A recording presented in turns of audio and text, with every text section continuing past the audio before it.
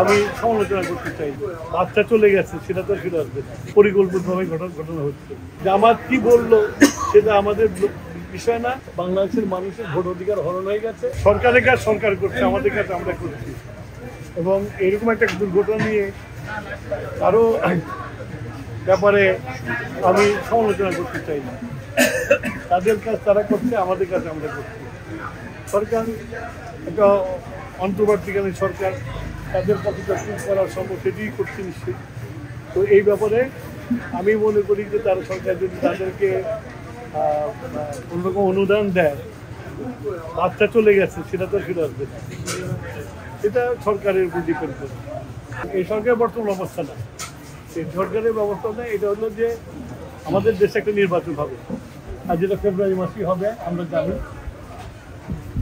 কিছু চক্র তো আছে যারা নির্বাচনকে বাধাগ্রস্ত চায়, যারা চায় না যে গণতান্ত্রিক ধারায় বাংলাদেশ ফিরে আসে, তারা এইসব ইস্যুকে ইস্যু করে নানান রকম সমস্যার সৃষ্টি করবে।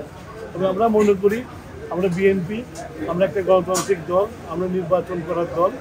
আমরা মনে করি এইসবকে উত্তরণ করে আমরা একটা সুষ্ঠু নির্বাচনের দিকে এগিয়ে যেতে পারবো এবং ফেব্রুয়ারি মাসের মধ্যে নির্বাচন হবে।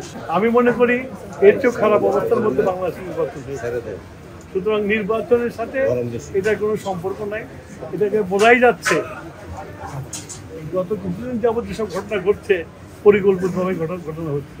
অ্যাক্সিডেন্ট এর দেশে অনেক হয়েছে, গার্মেন্টসে পুড়ে মারা গেছে, অনেকেই হয়েছে।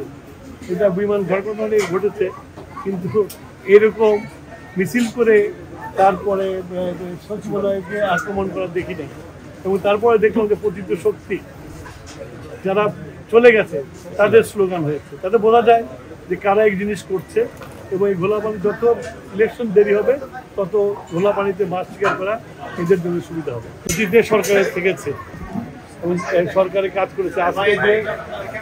আজকে যে যা কিছু অর্থনৈতিক যা কিছু অবকাঠামো দাঁড়িয়ে আছে, এটা জিয়াউর রহমান সাহেব শুরু করেছে এবং বেগম জিয়াও এটাকে চালিয়ে গেছে।